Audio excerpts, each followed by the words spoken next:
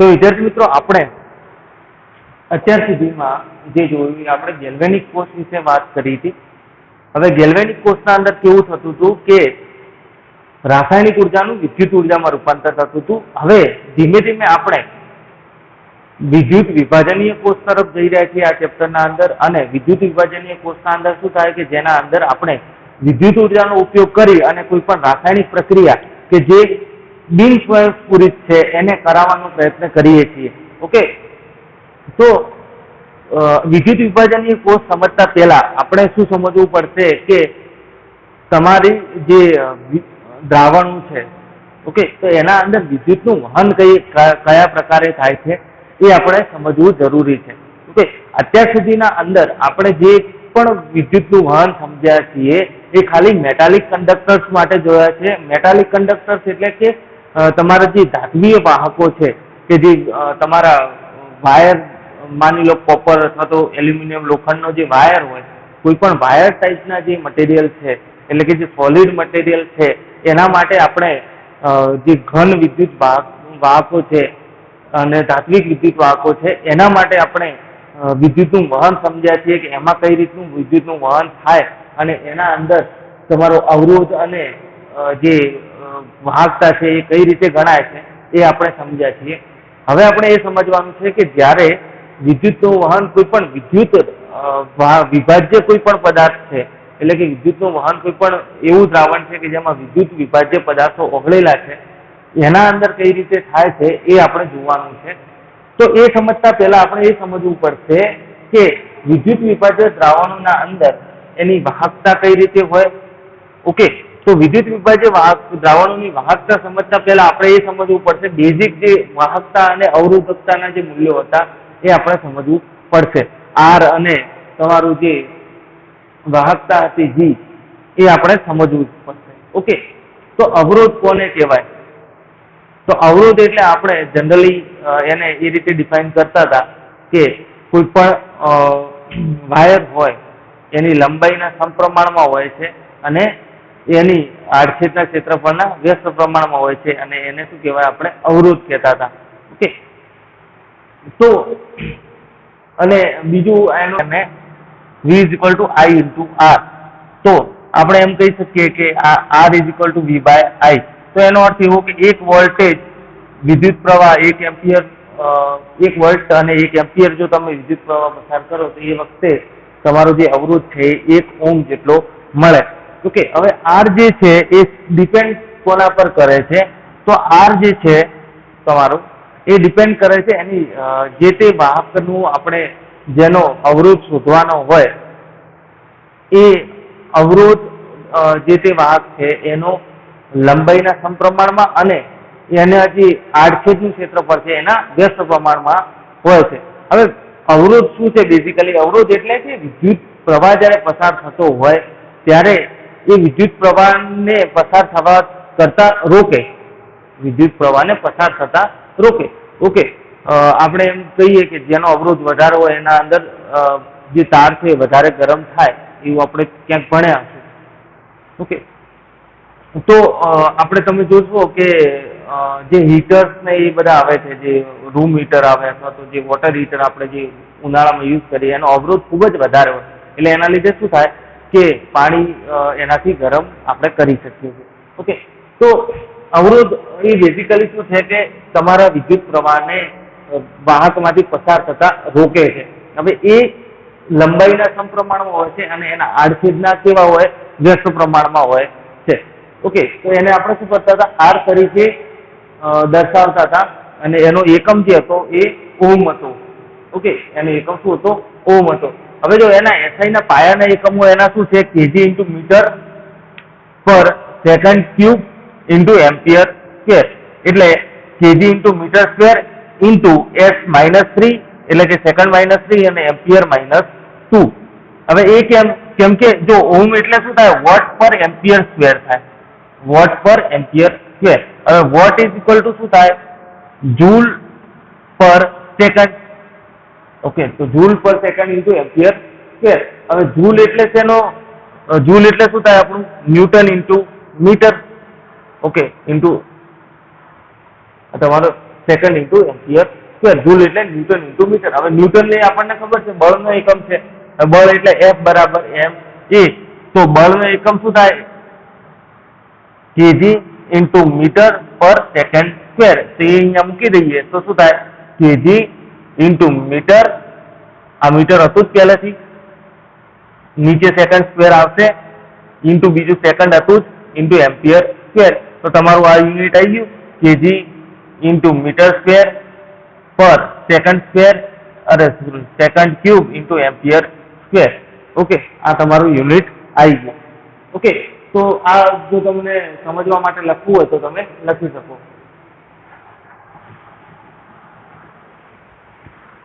તો તમારે જો તો આ એના શું થાય? પાયાના એકમ છે કેજી ઇન્ટુ મીટર સ્ક્વેર પર સેકન્ડ ક્યુબ અને પર એમ્પિયર સ્ક્વેર. ઓકે, હવે અજ્ઞાત અવરોધ જો હોય આપણા જોડે કે કોઈ પણ એવી ધારે કે આ છે માર્કર, એનો અવરોધ શોધવો હોય તો આપણે શું કરવું પડે? એને વિસ્ટન બ્રિજ જોડે કનેક્ટ કરવું પડે. હવે વિસ્ટન બ્રિજ એ કેવું છે? આ પ્રમાણે અવરોધ જોડેલા હોય, 4 અવરોધ, આમ 1 2 3 અને 4. ઓકે, અને અહીંયા એક ડિટેક્ટર અહીંયા વચ્ચે મૂકેલું હોય અને આ સર્કિટ છે એ બેટરીથી જોડેલી હોય તમારે, બરાબર? હવે આમાં શું થાય કે તમારું જે 3 અવરોધ છે R1 R2 R3 R4, હવે આમાંથી 3 અવરોધ છે એ તમારા જાણીતા હોય અને એક અવરોધ છે એ તમારે શોધવાનો હોય. ઓકે, તો આના જ્યારે બેલેન્સ થશે અહીંયા ડિટેક્ટરમાં, જ્યારે આપણને સિગ્નલ મળશે, ડિટેક્ટર તરીકે જનરલી કેવું હોય? સ્પીકર જેવું સિસ્ટમ હોય, કોઈ પણ હેડફોન હોય અથવા તો કોઈ સ્પીકર હોય, એના અંદર જ્યારે આપણને સાઉન્ડ પ્રોડ્યુસ થાય એ વખતે આપણને ખબર પડે કે આ જે બંને છે એ બેલેન્સ થઈ ગયું છે અને ત્યારે આપણે એનો અજ્ઞાત અવરોધ શોધી શકીએ. ઓકે, તો અજ્ઞાત અવરોધ શોધવા માટે આપણે વિસ્ટન બ્રિજની મદદથી આપણે શોધી શકીએ. હવે કોઈ પણ વિદ્યુતીય અવરોધ છે, કોઈ પણ પદાર્થનો વિદ્યુતીય અવરોધ, તેની લંબાઈના સમપ્રમાણમાં, એટલે કે જેટલો લાંબો આપણો તાર લઈશું, અથવા આપણે જો તારની જ વાત કરીએ અહીંયા, તો જેટલો લાંબો આપણે તાર લઈશું એટલો એનો અવરોધ વધારે હશે અને એના આડછેદના ક્ષેત્રફળના વ્યસ્ત પ્રમાણમાં, એટલે એનો જે તાર છે એનો જેટલો જાડો આપણે લઈશું એટલો એનો અવરોધ કેટલો થશે? ઓછો થશે. ઓકે, તો અહીંયા R ચાલે છે L/A, કેમ કે એના લંબાઈના સમપ્રમાણમાં છે અને આડછેદના ક્ષેત્રફળના વ્યસ્ત પ્રમાણમાં છે. ઓકે, તો R ચાલે છે L/A. અહીંયા સમપ્રમાણતા અચળાંક આપણે શું લઈ લીધો? ρ. ઓકે, સમપ્રમાણતા અચળાંક,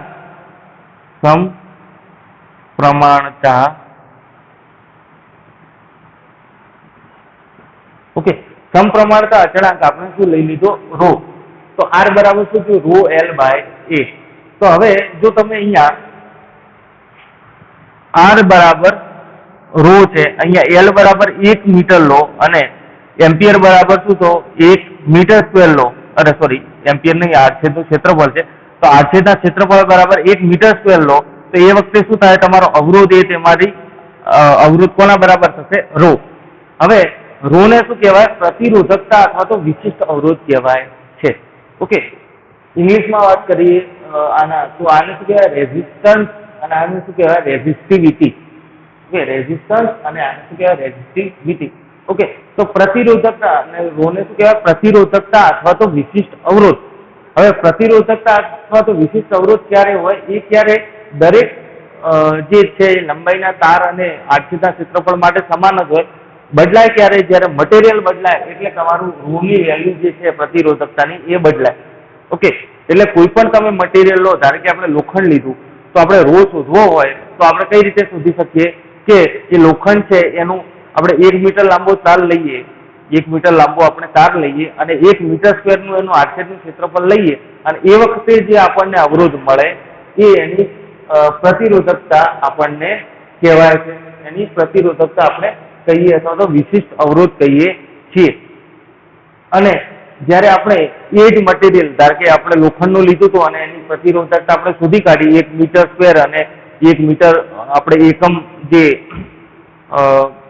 એકમ કોઈ પણ લઈ લીધું, એકમ લંબાઈ અને એકમ આડછેદના ક્ષેત્રફળથી આપણે રો શોધી લીધું, એના પછી જ્યારે આપણે એ જ મટીરિયલ એટલે કે લોખંડનો જ આપણે કોઈ પણ એલ લંબાઈનો તાર લઈએ રેન્ડમ અને એ સ્ક્વેર આડછેદના ક્ષેત્રફળ વાળું કોઈ પણ વસ્તુ લઈએ તો એ વખતે આપણે શું કરવું પડશે કે અહીંયા આર બરાબર શોધવું હોય તો આપણે રો મૂકી દઈએ, રો આપણને મળી જ જશે અને જે લંબાઈ લીધી હોય એ લંબાઈ એલ અને જે આડછેદનું ક્ષેત્રફળ હોય આડછેદનું ક્ષેત્રફળ મૂકીએ તો આપણને અવરોધ મળી જાય. ઓકે, એટલે અવરોધકતા કેવું છે, વિશિષ્ટ અવરોધ જે છે એ મટીરિયલ ટુ મટીરિયલ વેરી કરશે, એને લંબાઈથી અને એનાથી કઈ લેવા દેવા નથી. ઓકે, એ એક વખત આપણે કોઈ પણ મટીરિયલ માટે આ વિશિષ્ટ અવરોધ શોધી લીધો એ પછી એ જ મટીરિયલની દરેક લંબાઈ અને દરેક આડછેદના ક્ષેત્રફળ માટે આપણને કામમાં આવશે. તો હવે એનો એસઆઈ એકમ શું થાય? તો હવે ધારો કે એનો એસઆઈ એકમ શોધવો હોય તો શું કરવું પડે કે રો બરાબર શું થાય? આર ઇન્ટુ એ ભાગ્યા એલ. તો આર નો એકમ શું છે? ઓમ. એ નો એકમ શું છે? આડછેદનું ક્ષેત્રફળ શું છે? મીટર સ્ક્વેર અને લંબાઈ શું છે? મીટર. તો મીટર મીટર અહીંયા કટ. તો આનું જે રો નો એકમ શું આવ્યો? એ ઓમ ઇન્ટુ મીટર. ઓકે, તો રો નો એકમ આપણો ઓમ ઇન્ટુ મીટર આવ્યો. ઘણી વખત આપણે ઓમ ઇન્ટુ સેન્ટીમીટર પણ ઉપયોગ કરીએ છીએ. હવે જો આના બે નામ છે, પ્રતિરોધકતા અને વિશિષ્ટ અવરોધ. પણ આઈયુપીએસસી જો આઈયુપીએસસી શું છે? સંસ્થા છે, international union of pure and applied chemistry. આપણને ખબર જ છે 11મા ના અંદર તમે પરિચિત છો આ સંસ્થાથી જનરલી આઈયુપીએસસી નામકરણના લીધે. તો આઈયુપીએસસી શું કરે છે કે આખી દુનિયાના અંદર જે બી કેમિસ્ટ્રીની લગતી જે વસ્તુઓ છે એને જનરલાઇઝ કરવાનું કામ કરે છે કે એમને એક ગાઈડલાઈન પ્રોવાઈડ કરે છે કે તમારે આ વસ્તુને આ રીતે આ નામથી બોલાવવાનું, કોઈ પણ મટીરિયલ હોય તો એને આ નામથી બોલાવવાનું, કોઈ પણ કમ્પાઉન્ડ એટલે કે સંયોજન બનાવ્યું હોય તો એનું નામકરણ કઈ રીતે થશે અને એ બધી વસ્તુ ઉપર એ નજર રાખે છે. કોઈ પણ નવું તત્વનું સંશોધન થયું તો એનું નામકરણ કઈ રીતનું થશે અને કોઈ પણ વૈજ્ઞાનિક આવ્યું કે ભાઈ મેં આ તત્વ શોધ્યું છે અને એ વૈજ્ઞાનિક છે કે મારે આ તત્વનું આ નામ રાખવું છે તો આઈયુપીએસસી એને અપ્રૂવ કરશે કે હા બરાબર છે, આ માની લો કે 120 નંબરનું તત્વ છે એનું નામ આ, ત્યારે એ તત્વનું નામ ફાઇનલ થાય. ઓકે, એટલે આઈયુપીએસસી શું કર્યું કે આ બે નામ હતા એમાંથી એમણે શું ભલામણ કરી કે તમારે પ્રતિરોધકતા શબ્દનો ઉપયોગ કરવાનો. એટલે હવે પછી આપણે જયારે ચેપ્ટરમાં જોઈશું એટલે પ્રતિરોધકતા શબ્દનો ઉપયોગ થયેલો જોવા મળશે. ઓકે, તો આ જ વ્યાખ્યા છે પ્રતિરોધકતાની. આપણે વ્યાખ્યા અહીંયા છે કે કોઈ પણ પદાર્થનો આપણે 1 મીટર લંબાઈ, કોઈ પણ પદાર્થ 1 મીટર લાંબો હોય અને એની આડછેદનું ક્ષેત્રફળ 1 મીટર સ્ક્વેર હોય. કોઈ પણ પદાર્થ 1 મીટર લાંબો હોય અને એના આડછેદનું ક્ષેત્રફળ 1 મીટર સ્ક્વેર હોય ત્યારે જે તે પદાર્થનો અવરોધ છે એ જ એની અવરોધકતા કહેવાય. ઓકે, ફરીથી કોઈ પણ પદાર્થ 1 મીટર લાંબો હોય, એનું આડછેદનું ક્ષેત્રફળ 1 મીટર સ્ક્વેર હોય અને એ વખતે જે પદાર્થનો અવરોધ હોય એ એની અવરોધકતા કહેવાય. ઓકે, એટલે એકમ હોવું જોઈએ. આપણે શું હોવું જોઈએ? એકમ લંબાઈ અને એકમ આડછેદનું ક્ષેત્રફળ હોવું જોઈએ. અહીંયા તમે 1 સેન્ટીમીટર લંબાઈ લો અને 1 સેન્ટીમીટર સ્ક્વેર આડછેદનું ક્ષેત્રફળ લો તો પણ ચાલે. અને એ વખતે તમને વિશિષ્ટ અવરોધ જે મળશે એ તમને શેમાં મળશે? ઓમ ઇન્ટુ સેન્ટીમીટરના અંદર મળશે. સમજ્યા? ઓકે, તો તમારે એકમ લંબાઈ અને એકમ આડછેદનું ક્ષેત્રફળ લેવું પડે. જો આપણે ઓમ ઇન્ટુ મીટરમાં લેવું હોય તો આપણે શું કરવું પડે?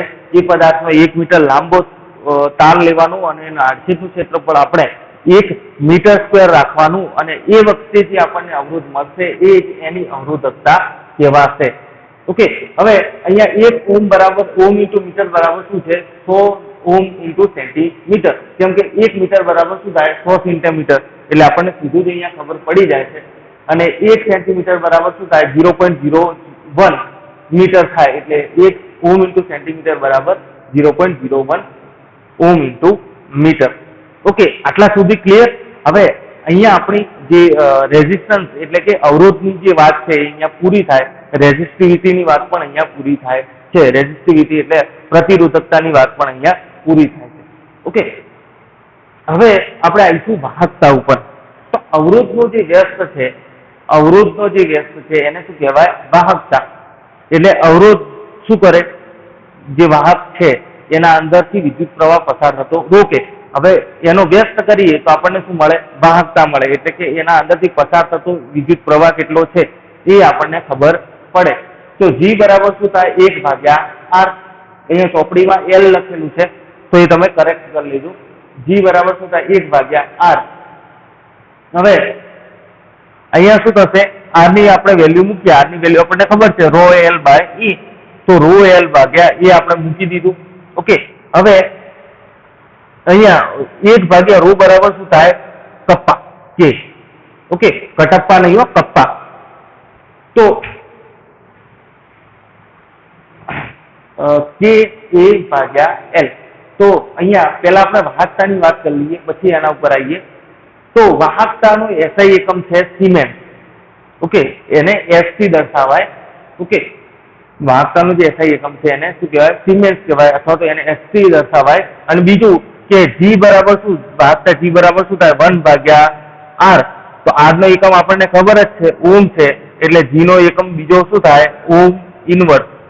ઓમ ઇનવર્સ એકમ થાય. હવે આને આપણે આ રીતે પણ દર્શાવતા હતા, ઓમ ઇનવર્સ, અથવા આપણે આને આ ઊંધો ઓમેગાથી પણ દર્શાવતા હતા. અને એને આ ઊંધા ઓમેગાને આપણે શું કહેતા હતા? મો. આવું આવી ચૂક્યું છે પહેલા.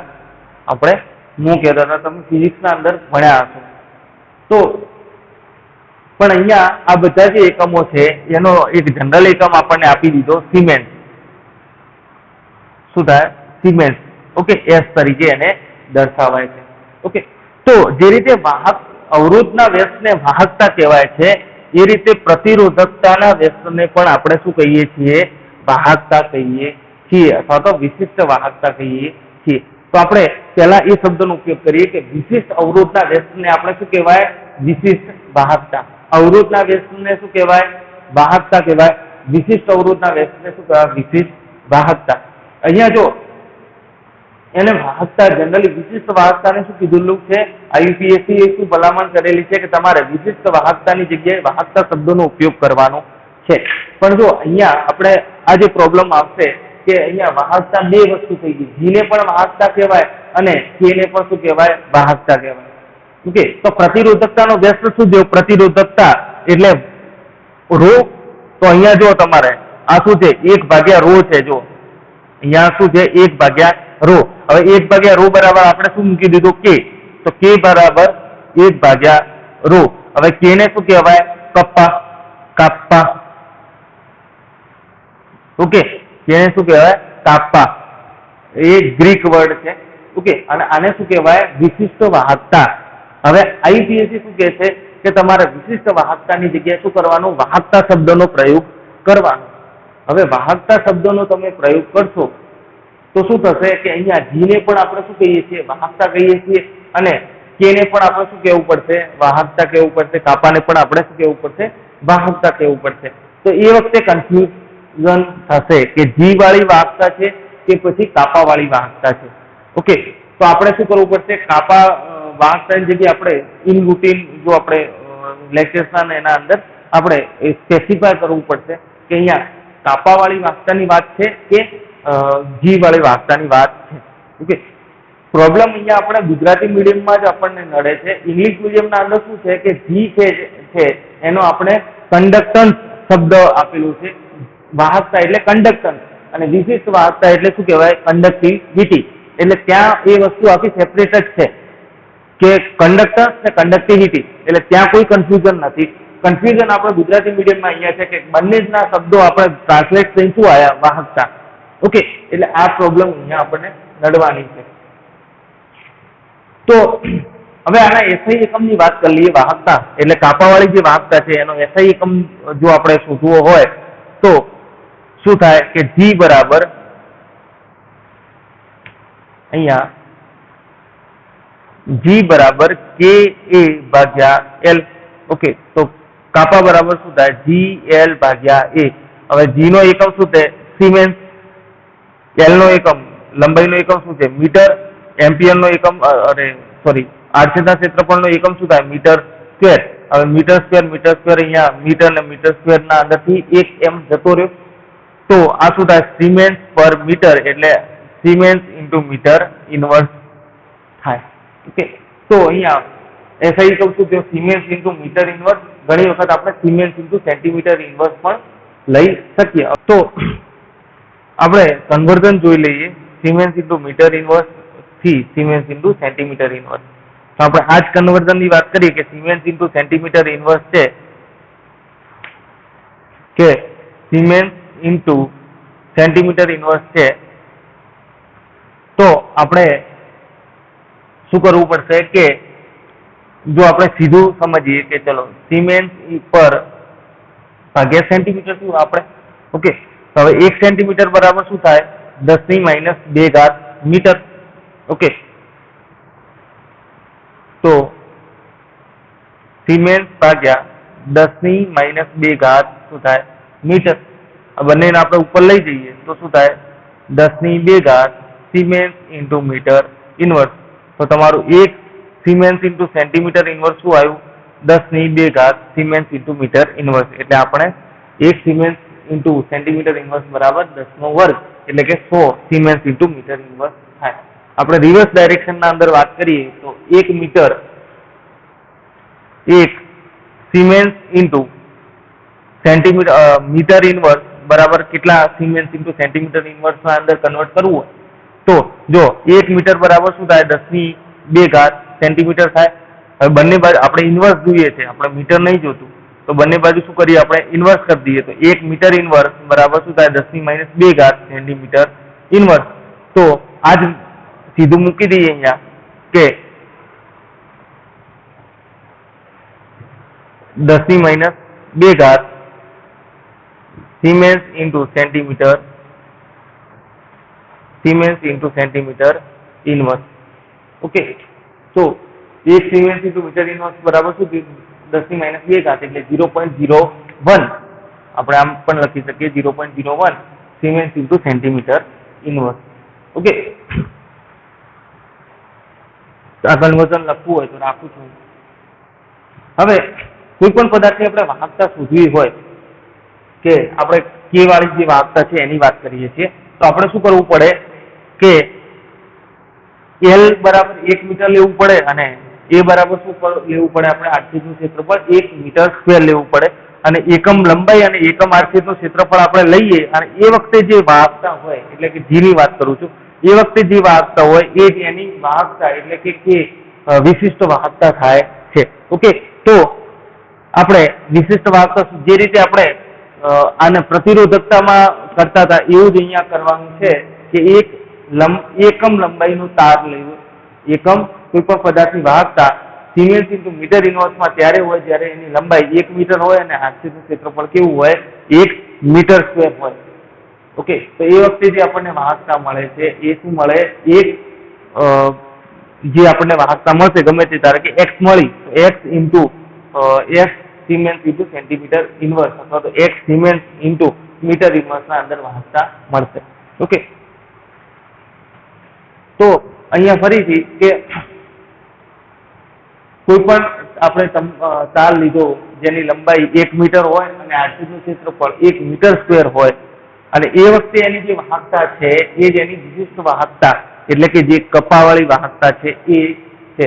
ઓકે, અથવા તો આપણે એમ કહી શકીએ કે સિમેન્સ ઇન્ટુ મીટર ઇન્વર્સના અંદર એ વાહકતા આપણને જોવા મળશે. ઓકે, તો આટલા સુધી ક્લિયર? આ નોટ કરી લીધું, આપણે આગળ જઈએ. તો આપણે વાહકતા વિશે ચર્ચા કરી લીધી હતી, વાહકતા અને અવરોધકતા વિશે ચર્ચા કરી લીધી હતી. હવે આપણે વાહકતાની વાત કરીએ તો આપણા જોડે જે પદાર્થો છે આપણા જોડે ધાતુઓ, અધાતુઓ, અર્ધધાતુઓ, ઓકે, મિશ્ર ધાતુઓ છે, જુદી જુદી ધાતુઓના ઓક્સાઇડ છે, એવા બધા જે પદાર્થો છે એમની જે વાહકતા છે એ ઘણા બધા પ્રમાણમાં ફેરફાર થાય છે.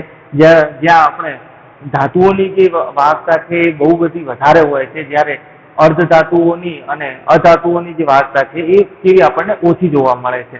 ઓકે, તો આ જે વાહકતાના અંદર જે ફેરફાર થાય છે એટલે કે વાહકતા જે આપણને જુદા જુદા પ્રમાણમાં જોવા મળે છે એના ઉપરથી આપણે એને અલગ અલગ કેટેગરીમાં ડિવાઈડ કરેલી છે, જેમ કે વાહકો, અવાહકો અને અર્ધવાહકો.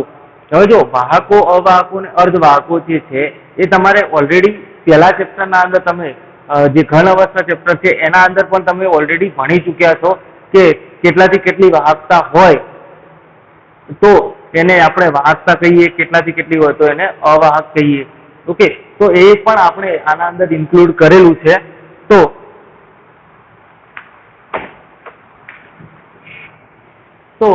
આપણે જોઈએ કે જે વાહકતા છે એ કોના પર આધાર રાખે. તો દેખો, મેં તમને પહેલા કીધું, અહીંયા જે વાહકતાની વાત છે, અહીંયા જે વાહકતાની વાત કરેલી છે એ કેવી છે? કાપાવાળી જે વાહકતા છે એની વાત કરેલી છે. ઓકે, અહીંયા જે છે વાત એ કાપાવાળી વાહકતાની વાત કરેલી છે. એટલે સિમેન્સ ઇન્ટુ મીટર ઇનવર્સ વાળી જે વાહકતા છે એની વાત કરેલી છે. ઓકે, તો અહીંયા વિશાળ પ્રમાણમાં ચલિત થાય છે એ શેના પર આધાર રાખે? મટીરિયલ ઉપર આધાર રાખે. એટલે કે જે તે પદાર્થનો સ્વભાવ છે એના પર આધાર રાખે. એટલે ધાતુઓની વાહકતા વધારે જોવા મળશે, અર્ધ ધાતુની એથી ઓછી જોવા મળશે, અધાતુઓની અમુકને છોડી અને બાકીનાની કેવી જોવા મળશે? એકદમ ઓછી જોવા મળશે. તો એ શેના પર આધાર રાખે? મટીરિયલ ઉપર આધાર રાખશે. બરાબર, જે આ વાહકતા છે કાપાવાળી એ. હવે જો એ બીજું શેના પર આધાર રાખે? તો એના તાપમાન પર આધાર રાખશે. ઓકે, અને દબાણ પર પણ આધાર રાખશે. ઓકે, તાપમાન પર આધાર રાખે. આપણને ખબર છે કે જે ઘન જે ધાતુઓ છે એ ઓછા તાપમાને એની વાહકતા વધી જાય છે. આપણે ઓલરેડી 6માં અને જે 9મા 10માના અંદર આપણે ભણી ચૂક્યા છીએ. તો અહીંયા વાહકતા કોના પર આધાર રાખશે? તાપમાન અને દબાણ પર પણ આધાર રાખે છે. એના સિવાય પદાર્થના સ્વભાવ પર આધાર રાખે છે. ઓકે, તો જે પ્રમાણેની આપણને વાહકતા છે એ પ્રમાણે એને 3 અલગ અલગ કેટેગરીના અંદર ડિવાઈડ કરવામાં આવે છે. વાહકો, અર્ધવાહકો અને અવાહકોના અંદર ડિવાઈડ કરવામાં આવે છે.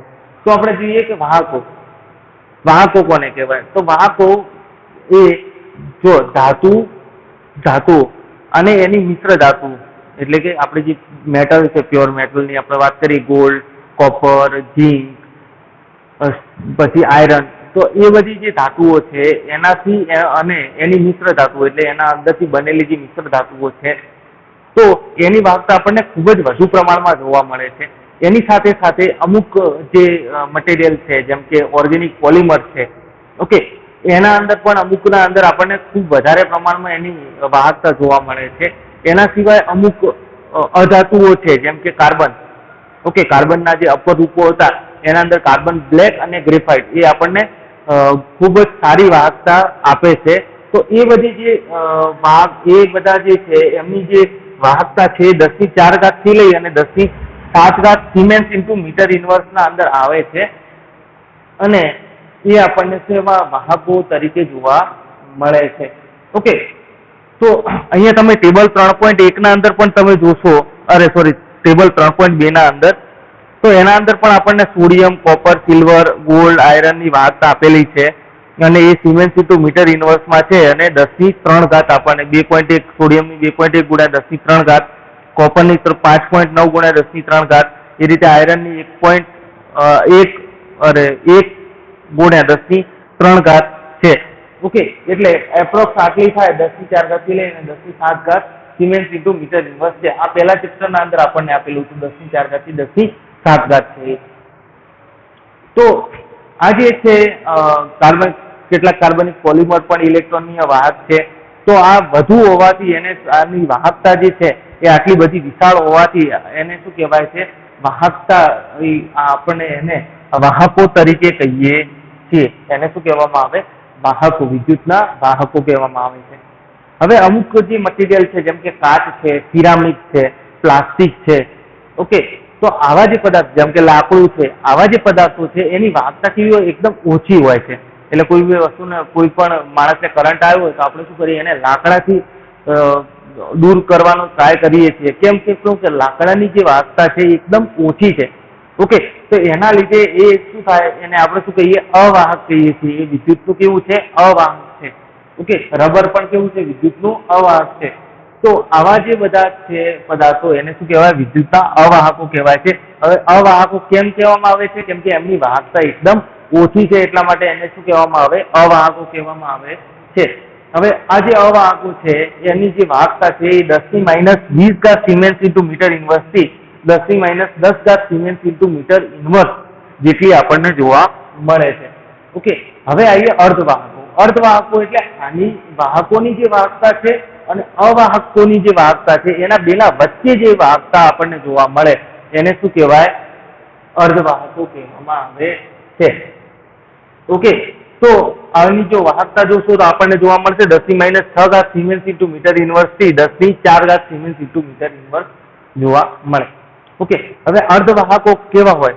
તો અર્ધવાહકો આપણને ખબર છે ગ્રુપ 14 ના જે તત્વો છે એ અર્ધવાહકો તરીકે વર્તે છે, જેમ કે સિલિકોન, જર્મેનિયમ, એ બધા અર્ધવાહકો તરીકે વર્તે છે. એના સિવાય તમે પહેલા ચેપ્ટરના અંદર ભણ્યા ડોપિંગ કરેલા સિલિકોન હોય એ. ઓકે, જેના અંદર આપણે ઇલેક્ટ્રોન ધન અથવા તો ઇલેક્ટ્રોન જે ઓછી ઇલેક્ટ્રોન ની ઉણપ ધરાવતી અશુદ્ધિઓ જોડે આપણે ડોપિંગ કરીએ અને N અને P પ્રકારના જે આપણે અર્ધવાહકો બનાવતા હતા. ઓકે, તો એ જે અર્ધવાહકો છે એ આપણે એની વાહકતા કેવી હોય? જે આપણી વાહકોની વાહકતા હોય એના કરતા ઓછી હોય અને અવાહકોની જે વાહકતા છે એના કરતા વધારે વાહકતા જોવા મળે છે અને આપણને અહીંયા અર્ધવાહકો મળે છે. તો અર્ધવાહકો આપણે કેમ જરૂર પડે? જો અવાહકો તો ખબર છે કે જે જગ્યાએ આપણે ઇલેક્ટ્રિસિટી સપ્લાય કરવાની હોય, જે જગ્યાએ આપણે વિદ્યુત સપ્લાય કરવાની હોય ત્યાં આપણે એનો ઉપયોગ કરીએ છીએ, એટલે આપણે વાહકોનું ખબર છે. જે જગ્યાએ આપણે વિદ્યુતને રોકવાની હોય એ જગ્યાએ આપણે અવાહકોનો ઉપયોગ કરીએ છીએ. તો અર્ધવાહકોની આપણને જરૂર કઈ જગ્યાએ પડે? તો અર્ધવાહકોની જરૂર એવી જગ્યાએ પડે કે જ્યાં આપણે થોડો વિદ્યુત કરંટ આપવાનો હોય. જેમ કે આપણા જે સર્કિટ છે જે 4 ને 5 વોલ્ટ ઉપર ચાલે છે, એ કેસમાં જે આપણો બહારનો જે વોલ્ટેજ છે એને કન્વર્ટ કરવા માટે ઓછા વોલ્ટમાં, એ જગ્યાએ આપણને અર્ધવાહકોની જરૂર પડે છે કે જ્યાં આપણે ઓછો કરંટ આપવો હોય. ઓકે, એટલે અર્ધવાહક પણ બહુ જ ઉપયોગી ઇલેક્ટ્રોનિય પદાર્થો છે કે જેનો આપણે ઘણી જ જગ્યાએ ઉપયોગ કરીએ છીએ. હવે અતિવાહકો કોને કહેવાય? તો અતિવાહકો એવા પદાર્થો છે કે એનું હાઇપોથેટિકલી એટલે કે એવું વિચાર છે કે એવું માનવામાં આવ્યું છે કે જે ધાતુઓ છે એ 0 કેલ્વિન તાપમાને એની પ્રતિરોધકતા એટલે કે ρ કેટલી થઈ જાય? શૂન્ય થઈ જાય. 0 કેલ્વિન તાપમાને ધાતુઓની એવું માનવામાં આવ્યું છે કે પ્રતિરોધકતા શું થાય? શૂન્ય થઈ જાય. અને પ્રતિરોધકતા શૂન્ય હોય તો એની વાહકતા કેવી થાય? અનંત જોવા મળે. કેમ કે કાપા બરાબર શું થાય? 1/ρ. તો આ જો વાહકતા શૂન્ય હોય તો કાપા બરાબર શું થાય? ઇન્ફાઇનાઇટ. ઓકે, કાપા બરાબર શું થશે? ઇન્ફાઇનાઇટ થશે. એટલે એની વાહકતા કેવી હોય? અનંત હોય, વિશાળ એકદમ વાહકતા કે જે આપણે જોવું જ ના પડે. તો પણ ટેકનિકલી આપણે 0 કેલ્વિન તાપમાન સુધી આપણે પહોંચી શકતા નથી. ઓકે, એટલે 0 કેલ્વિન સુધી પહોંચ્યા નથી અને એટલે વાહકતા આપણે અનંત, પણ એ આપણે ખાલી માની શકીએ કે વાહકતા અનંત હશે, પણ એવું અનંત જેવું આપણને જોવા ના મળે. એ હંમેશા કોઈક લિમિટ તો હોય છે. તો અતિવાહકો જે પદાર્થ છે કે જે પદાર્થોની પ્રતિરોધકતા શૂન્ય હોય એને શું કહેવામાં આવે છે? અતિવાહકો તરીકે માનવામાં આવે છે. ઓકે, જેની પ્રતિરોધકતા શૂન્ય હોય એને અતિવાહકો તરીકે માનવામાં આવે છે. તો અગાઉ આપણે એવું માનવામાં આવતું કે ધાતુઓ જે છે એ 0 થી 15 કેલ્વિન તાપમાન વચ્ચે અતિવાહકો તરીકે વર્તે છે. ઓકે, એટલે વાહકતા અનંત અથવા તો એના જેટલી એકદમ વધારે વાહકતા હોય તો અતિવાહકો. એટલે કે ધાતુઓને પહેલા એવું માનવામાં આવતું કે 0 થી 15 કેલ્વિન તાપમાને એ અતિવાહક તરીકે વર્તે છે. પણ હવે તો 0 થી 15 કેલ્વિન તાપમાન જે છે એ ટેકનિકલી આપણે બહુ મુશ્કેલ છે ત્યાં સુધી પહોંચવું. 0 કેલ્વિન સુધી તો નહીં પહોંચી શકતા, 15 કેલ્વિન. કેમ કે આ શું થાય? 0 કેલ્વિન એટલે -273 ડિગ્રી સેન્ટીગ્રેડ. આપણે -170 સુધી લિક્વિડ નાઇટ્રોજન સુધી જઈએ છીએ. એમથી વધારે ટ્રાય કરીએ તો 200-250 સુધી જાય, પણ 273 સુધી પહોંચવું એટલે બહુ મુશ્કેલ કામ છે. એટલે હવે જે અસંખ્ય સિરામિક પદાર્થો અને મિશ્ર ઓક્સાઇડ એટલે ધાતુઓના જે ઓક્સાઇડ છે અને સિરામિક જે પદાર્થો છે એ હવે 150 કેલ્વિનના જેટલા ઊંચા તાપમાને પણ અતિવાહકો તરીકે વર્તે છે. ઓકે, તો હવે આપણું જે મેઇન હવે બાકી રહ્યું છે કે વાહકો, ધાતુઓના અંદર વાહકતા અને જે વિદ્યુત વિભાજ્ય પદાર્થ છે એના અંદર જે વાહકતા છે એ આપણે નેક્સ્ટ વિડીયોના અંદર ડિસ્કસ કરીશું.